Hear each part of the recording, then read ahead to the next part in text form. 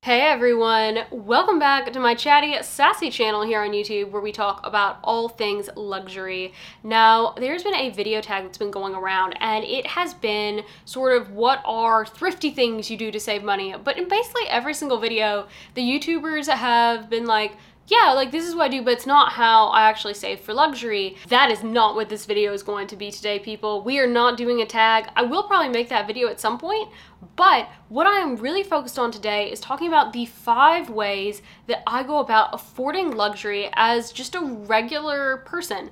I don't have a crazy unlimited budget. I can't just go spending $50,000 in a day. And when I go about making my purchases throughout the year, I really do have to plan those, and I plan them according to my budget. So that is what today is going to be all about how I budget, how I go about bringing money into my account, how I go about spending money, and how I do this in a way that allows me to have all of the wonderful things that I unbox on my channel, but to do so without hurting my overall family budget.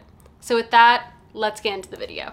So one of the things I want to get out of the way is that people look at their finances in different ways. I totally understand that. For my husband and I, we do not look at things as his money, my money. We look at it as our money. When I went about constructing my own luxury budget, it's something that I talked about him with and that we both felt comfortable. With that, let's get into the first tip, which is to track your spending. So I'm an accountant. I love spreadsheets. I keep a spreadsheet, and on my spreadsheet I have every bit of money that I contribute. I also have every bit of money that I take out, and points 2 and 3 of this video are going to be talking about how I bring money in.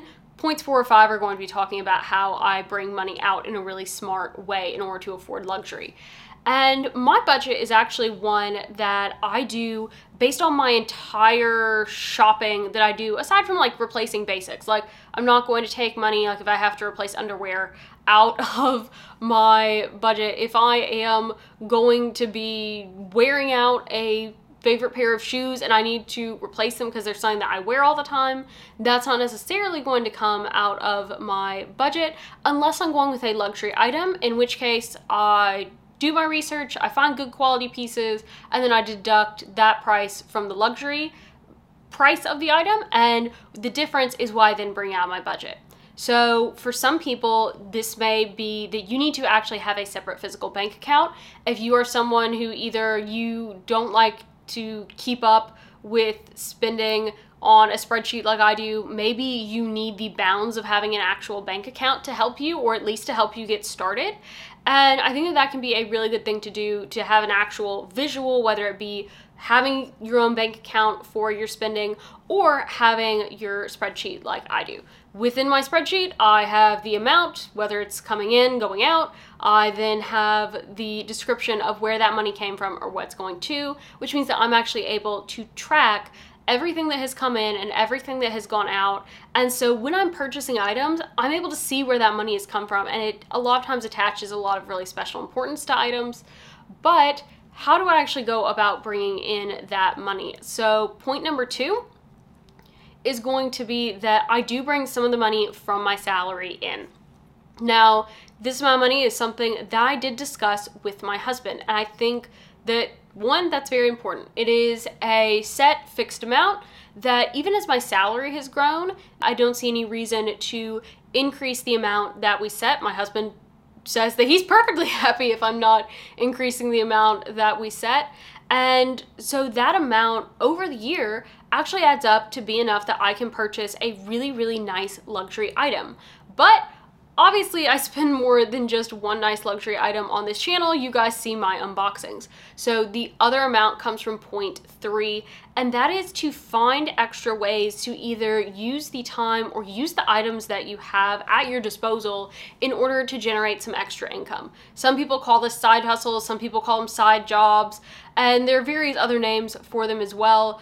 But I think it's just important to think about ways to utilize your time. So for instance, one of the things that I do a lot of times in the summer where work is slower, where I have more time, is that I actually take on private tutoring clients.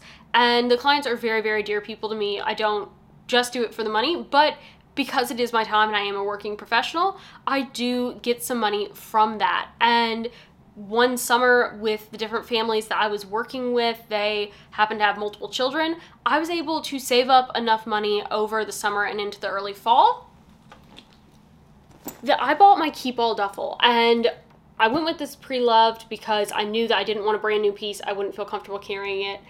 But with the money that I was able to save, now every time that I carry this bag, I get to think about those really special students and their families that allowed me to be able to purchase this without taking anything away from my regular budget.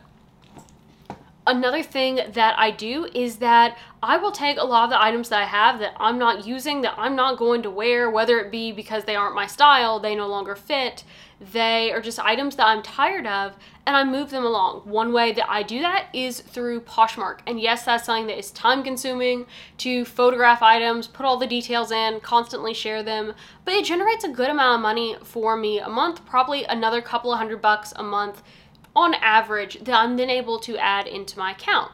I also have had some other specialty items, I'll call them, that I've been able to sell on over the years. So for instance, for many years I was a competitive equestrian.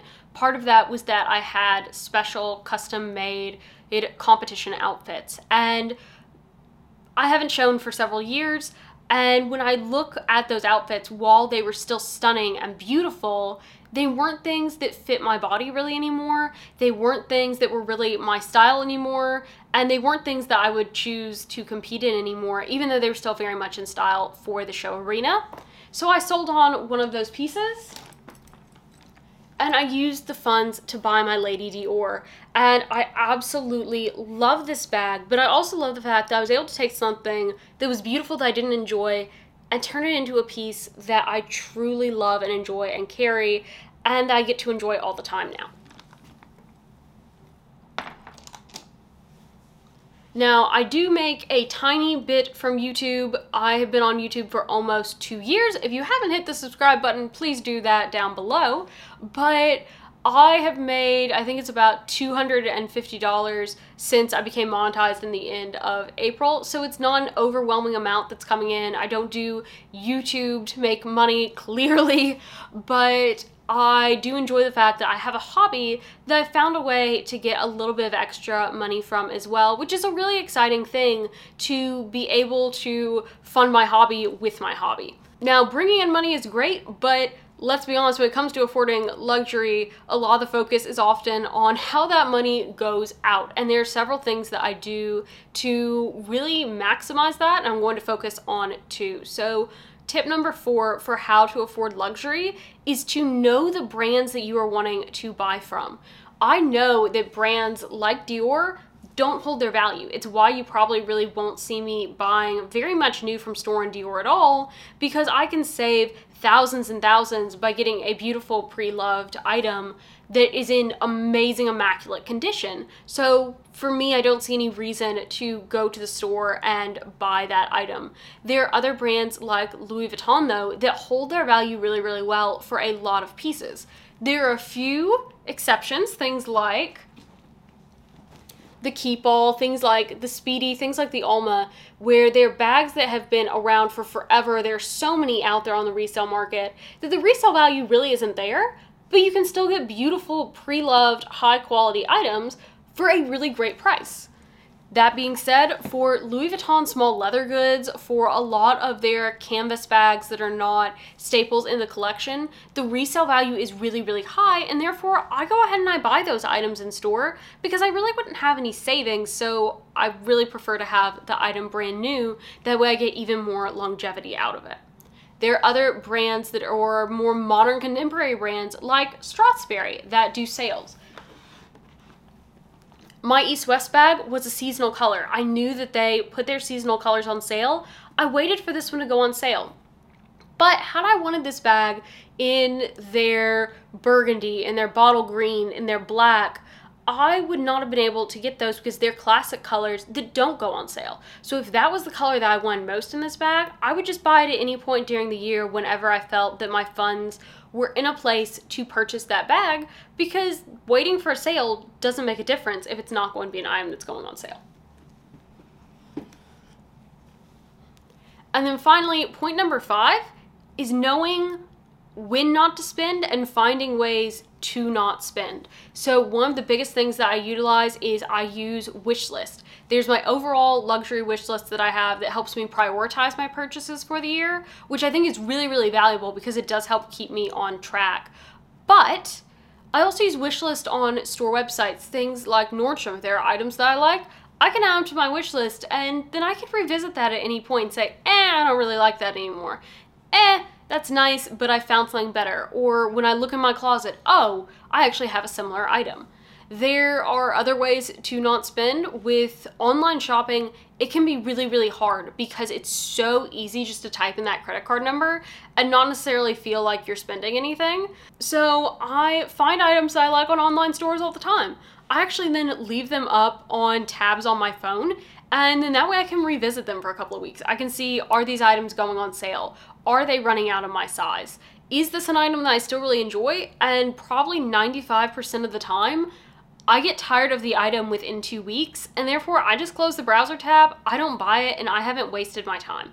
Because a lot of times when you purchase something, you get really excited and you get some attachment to it, and it's a whole lot harder to return an item that you've purchased than to just not purchase the item in the first place. Then you've got in-store shopping. There are places like TJ Maxx, which there's nothing wrong with shopping at TJ Maxx, but TJ Maxx is a place where like you don't go in looking for anything specific really, because their inventory changes so quickly. You sort of let TJ Maxx tell you what it is that you need, and that can be really detrimental to your budget. And it's very easy to spend a few $100s filling up a shopping cart in TJ Maxx, getting home, and really not needing or not truly being in love with all the items that you found, just feeling like, oh, this is super cute, it's cheap, it's easy to buy.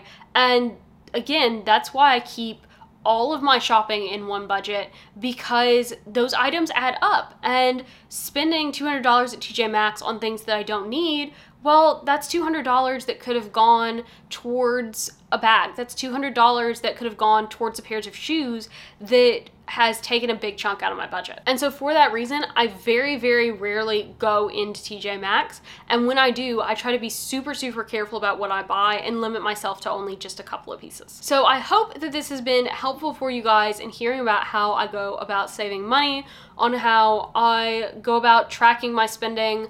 I bring in a little bit of agreed upon money with my husband from my salary. I then find other ways to generate revenue, whether it be utilizing my skills or utilizing items that I already have. And then when it comes to spending, I make sure that I know what brands it is that I enjoy, but I also understand the economics behind that brand, with whether to go pre-loved, buying new, or waiting for a sale versus just going ahead and purchasing an item. And then finally, I also really try to keep a check on when not to spend, even though that's probably the hardest thing to do on this list. So I hope this has been helpful for you and that you have enjoyed it as well. And with that, I hope you have a great rest of your day, everyone. Bye.